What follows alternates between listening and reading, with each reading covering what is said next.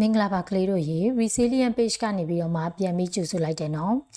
ဒီနေ့မှာတော့ကလေးတို့စိတ်ဝင်စားမဲ့ခေါင်းစဉ်လေးတစ်ခုကိုယူဆောင်လာခဲ့ပါတယ်ကလေးတို့ညဘက်ရောက်တိုင်းကောင်းကင်ဘော်ကိုမော့ကြည့်ရင်မြင်နေရတဲ့လကိုသတိထားမိကြလားတနေ့သူ့ရဲ့ပုံစံတွေမတူညီတာကိုရောသတိထားမိကြလားဒါဆိုရင်ဘာလို့လကပုံစံတွေမတူဘဲနဲ့ဖြစ်နေရတာလဲကမ္ဘာမြေကြီးနီးတူလပေါ်မှာလည်းနေနေညဆိုပြီးတော့မှဖြစ်ပေါ်တတ်ပါတယ်နေကိုမျက်နှာမူတဲ့အပိုင်းကနေဘက်ဖြစ်ပြီးတော့မှတခြားတစ်ဖက်မှာတော့ညဘက်ဆိုပြီးတော့မှတည်ရှိပါတယ်ဒါဆိုလရဲ့ပုံစံတွေကဘာလို့ပြောင်းနေရတာလဲဆိုရင်တော့လကကမ္ဘာကိုလဲပတ်နေတဲ့လမ်းကြောင်းပေါ်မှာမူတည်ပြီးကလေးတို့မြင်ရတဲ့လရဲ့ပုံစံတွေကပြောင်းလဲသွားတာပဲဖြစ်ပါတယ်ကမ္ဘာမြေကြီးကနေလာမင်းကြီးကိုကြည့်လိုက်တယ်ဆိုရင်လာမင်းကြီးဟာပုံစံ၈မျိုးနဲ့တည်ရှိနေတာဖြစ်ပါတယ်အဲ့ဒါတွေကတော့ New Moon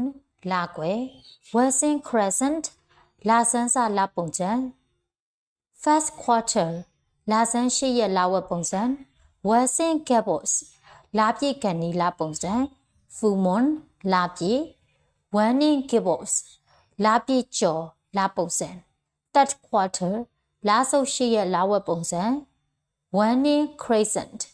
လကွယ်ကန်နီလချမ်းပုံစံတို့ပဲဖြစ်ပါတယ်ဒီအကြောင်းအရာအလုံးကို NASA.com ကနေပြီးတော့မှကောက်နှုတ်ဖော်ပြထားခြင်းဖြစ်ပါတယ်